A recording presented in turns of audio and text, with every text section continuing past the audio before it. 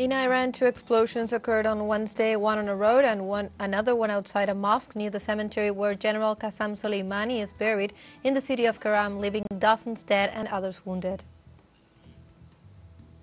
In Palestine, dozens of Palestinians, including children and women, were killed and injured early Wednesday morning as Israeli occupation forces continued shelling several areas of the Gaza Strip, especially in the central and southern region. And in the United Kingdom, resident doctors began a 6-day strike to demand a full restoration of their salaries. Hello, welcome to From the South. My name is Belén de los Santos, and from the TeleSUR studios in Havana, Cuba, we begin with the news. In Iran, two explosions occurred on Wednesday, one on a road and another one outside a mosque near the cemetery where General Soleimani is buried in the city of Karam, leaving dozens dead and others wounded. The emergency ministries estimated that so far 108 people were killed and another 180 were injured in the explosions, as report the air agencies. The first explosion occurred 700 meters from Soleimani's tomb and the second one a kilometer from the shrine. People have already been evacuated from the site and law enforcement officials are working to determine the cause of the detonations. Meanwhile, local authorities have reported that these were terrorist attacks. A source familiar with the matter also revealed to the media that initial investigations show that there were two bombs on the roads where the explosions took place, and the terrorists detonated them by remote control. According to the agency, contrary to other rumors, this attack was not a suicide bombing.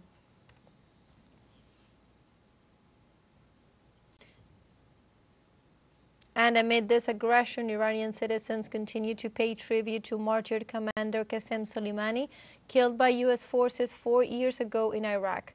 Tens of thousands of people dressed in mourning clothes marched on Wednesday to Kerman Cemetery to pay tribute to former Commander Soleimani, killed by a U.S. drone at Baghdad International Airport in Iraq. Among the crowd, young people hold pictures of General Soleimani and reaffirmed the country's commitment to avenge their assassination of their commander.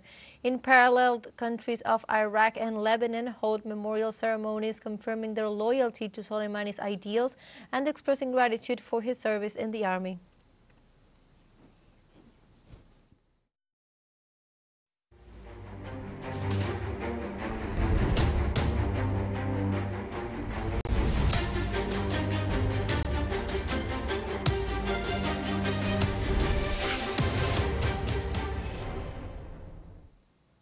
In Palestine, dozens of civilians, including children and women, were killed and injured early Wednesday morning as Israeli occupation forces continued shelling several areas in the Gaza Strip, especially in the central and southern region. The Israeli destruction machine continues to wage its aggression and war against the Gaza Strip. For the 89th consecutive day, the death toll in the Gaza Strip since the beginning of the aggression until yesterday evening amounted to more than 22,000, most of them women and children, while the number of wounded exceeded the 57,000 and others are still missing. On Wednesday, Israeli Air Force destroyed civilian infrastructure in the Nuseirat camp, and recently the bodies of 4 civilian women were recovered in Han Yunis after the Red Crescent teams were able to enter Hamad town. The occupation air forces also launched a series of violent attacks on Nuseirat, Budesh, and Al-Maghazi camps in the central Gaza Strip, as well as on the Al-Manara, Qaising, and Al-Najjar and Manan neighborhoods in Khan Yunis city. On Wednesday, the Palestinian Islamic Resistance Movement, Hamas, announced that it had frozen all talks on the exchange of hostages, hostage takers, and a possible ceasefire following the assassination of Saleh al-Rouri. Shortly before the crime committed by the Zionist government of Israel, the leader of the resistance, Ismail Haniyeh, subscribed to proposals from Egypt and Qatar on a ceasefire. In the meantime, both Cairo and Doha have been informed of the suspension of any agreement or dialogue. It should be noted that neither the Washington government nor the Tel Aviv have referred to the assassination of one of the key figures of the resistance, along with 6 other commanders. On the other hand, it was learned that on Wednesday, Hezbollah leader Hassan Nasrallah will deliver a speech.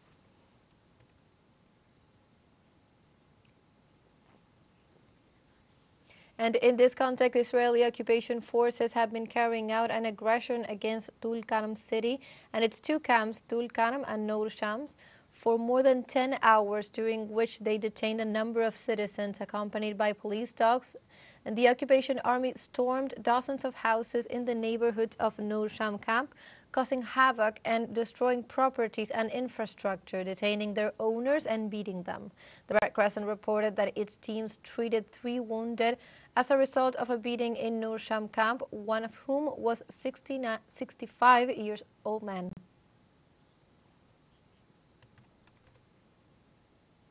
In Yemen, the spokesman of the armed forces, Yahya Sareh, declared to the national media that they attacked a commercial vessel in the Red Sea because they detected it was bound for Israel. With the help of God Almighty, the naval forces of the Yemeni armed forces carried out a targeting operation against the ship CMA CGM Tage, which was heading to the port of occupied Palestine. The targeting operation came after the ship's crew refused to respond to calls from the Yemeni naval forces, including warning shots. The Yemeni armed forces affirm that any American aggression will not go unanswered or unpunished. The Yemeni armed forces warned the American enemy or others of any attack or action that constitute a protection of commercial ships bound to the Zionist entity. On Wednesday, in the United Kingdom, a 6-day resident doctor strike began to demand a full restoration of salaries.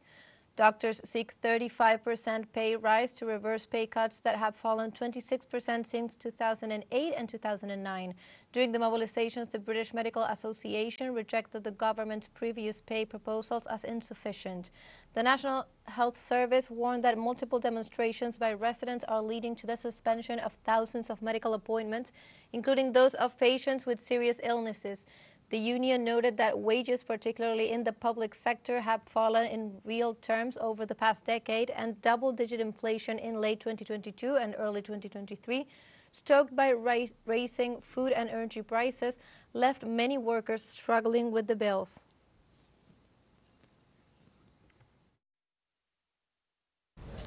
I'm prepared to keep striking until we get presented with a credible offer to restore our pay back, because I think we need to retain our doctors. You know, I don't think we can afford not to pay our doctors, so I will continue to strike for the pay for me and my colleagues. Pay the people. Just pay them properly and ensure that they have also access to good mental health care and sleep and rest, and so that there's adequate staffing, because it's really appalling. A lot of students are already looking at leaving the country, some of them to go into alternative careers, and this is again before we've even graduated. And I think with the cost of living crisis, how bad our student bursaries are, it's going to take us years to pay back our student loans. I think the most important thing is the fact that retention is not going to happen if we don't pay our doctors properly. Let's take a short break, but remember you can join us on TikTok at TeleSUR English, where you will find news in different formats, news updates and more. Other stories coming up, stay with us.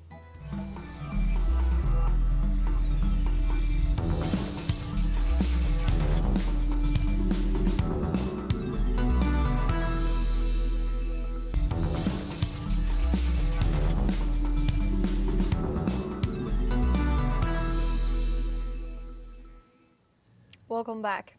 In Panama, popular forces gathered around the National Assembly and rejected the annual report on parliamentary management account presented by President Laurentino Cortizo to the parliament, assuring that the Panamanian executive has not been respectful of the democratic process. They qualified the summary of the administration as a fallacy. Representatives of social union and indigenous movements gathered in the surroundings of the assembly. They took there their rejection of the management of both the executive and the legislative powers to put the test in the mobilization in rejection of the mining contract. Saúl Méndez, executive secretary of the construction workers Suntrax, denounced the government's complicity with those who plunder the nation.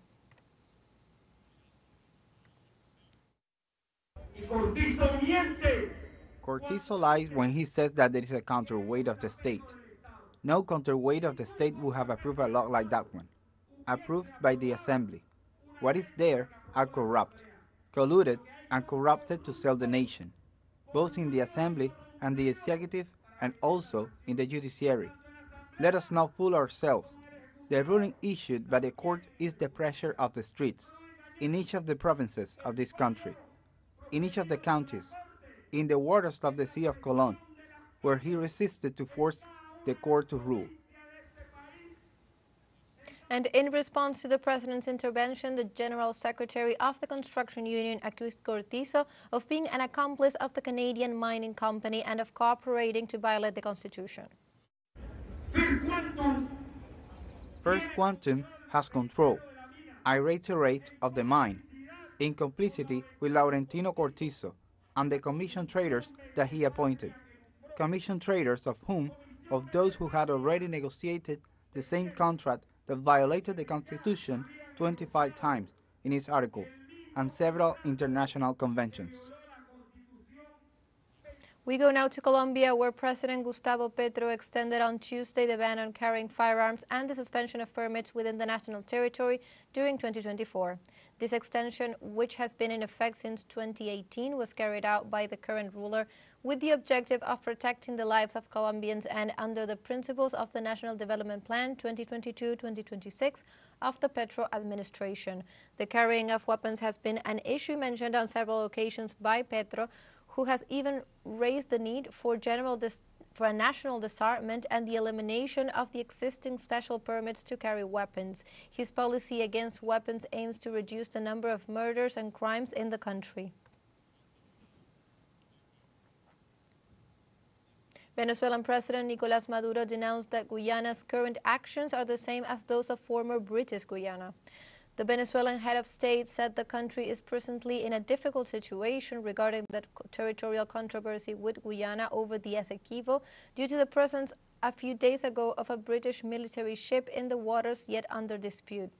Maduro affirmed that his Guyanese counterpart, Mohamed Irfan Ali, is behaving as London's enclave by accepting that one of its warships get near Venezuelan coast to threaten Caracas.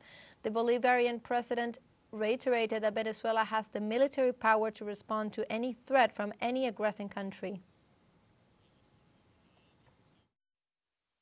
Guyana is not acting as a cooperative Republic of Guyana. Guyana is acting as a British Guyana, allowing that a warship goes to its coast and from its coast threatens Venezuela. In Mexico, the Ministry of Foreign Affairs informed that operations will resume at 4 border crossings blocked with the United States. The United States Customs and Border Protection Office, in contact with the Mexican Foreign Ministry, detailed that as of January 4th, several borders entry points will reopen. Among them, the towns of Eagle Pass, Texas, San Isidro, California, Luxville, and Nogales in Arizona. The Mexican Foreign Ministry was in permanent contact with neighboring authorities at the federal, state, and local levels to obtain timely information on the matter and to reestablish commercial operations at these crossings as soon as possible. Mexico celebrated this decision as a result of the meeting held by President Andrés Manuel López Obrador on December 27th with a delegation of high-level officials from the neighboring country regarding immigration situation.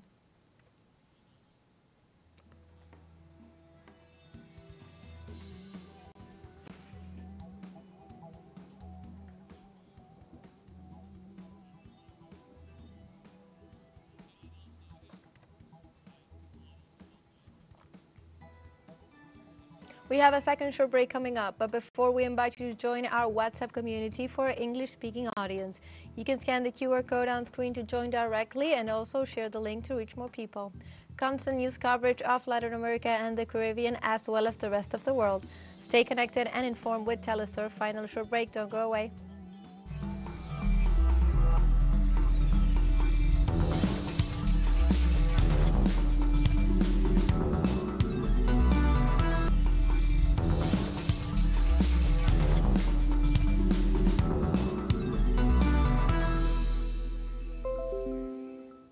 Welcome back.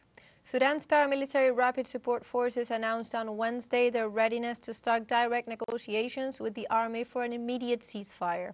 The announcement comes along with the Addis Ababa statement, in which the paramilitary and the coordination of civil democratic forces call for a ceasefire and an end to the war. They also announced the liberation of more than 450 detainees and the creation of safe corridors for the entry of humanitarian aid. Since April 2023, following the overthrow of President Omar al-Bashir in 2019, fighting between the army and the paramilitary forces has escalated, creating an unprecedented humanitarian crisis in the country.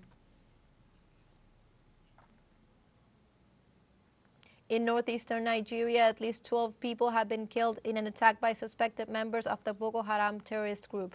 Authorities have indicated that the attackers were wearing military fatigues when they stormed heavily armed at the New Year celebration in the towns of Gatamarwa and Tisha, where they killed 12 people and wounded 2 others. Also reported that the launch of an investigation into the event, which comes just 2 weeks after terrorists carried out a similar attack that killed 2 people and several houses were looted and burned. Insecurity in Nigeria, previously centered in the northwest of the country where Boko Haram and its splinter groups operate, has spread to other areas in the north and northwest, raising alarms about the possible expansion of these terrorist and criminal networks.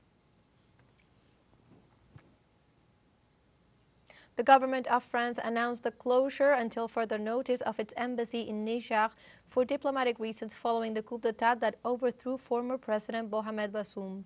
The foreign ministry indicated that the activities of the embassy in Niamey will be carried out from now on from Paris. The foreign ministry also assured that it would maintain its ties with non-governmental organizations working in the humanitarian field, which it would continue to finance. For its part, Paris accused the Nigerian military junta of making it impossible to maintain the diplomatic mission, wielding a blockade around the embassy and restrictions on personnel, describing the act as a clear violation of the Vienna Convention on Diplomatic Relations.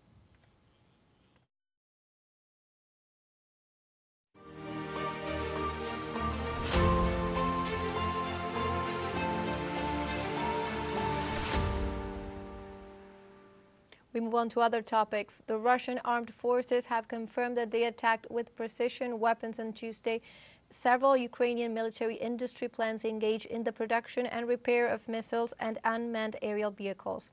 According to a statement by the Defense Ministry, the targets of the attacks were in and around the city of Kiev, and added that several storage sites for missiles, artillery, and aviation ammunition supplied to Ukraine by Western countries were also attacked.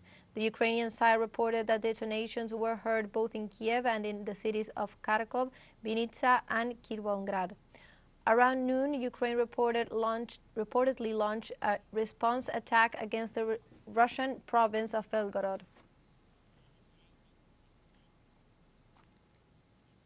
The governor of the Russian city of Belgorod, Vyacheslav Gladkov, said that Russian and anti-aircraft defense shot down 9 air targets near the city on Tuesday, while the Russian Defense Ministry revealed that the attempted Ukrainian attack was carried out with 2 Tochka-U missiles and 7 Ola missiles. According to preliminary data, no injuries were reported. However, the Belgorod governor informed that some houses and a car had been damaged in the city. The operational services are assessing the consequences on the ground. President Recep Tayyip Erdogan from Turkey announced on Tuesday that the country's export on 2023 hit a record high of $255.8 billion, ticking up 0.6% from the previous year. According to the president, the figure surpassed the medium-term program target of $255 billion. Besides, the export-to-import coverage rate gained 0.8% from the previous year to reach 70.7% in 2023. The country's foreign trade deficit narrowed 3.2% year-on-year in 2023. As of October, Turkey's annual service exports also reached a historic high of $99.3 billion. Erdogan said that Turkey aims to boost its goods and services exports in 2024 to over $375 billion.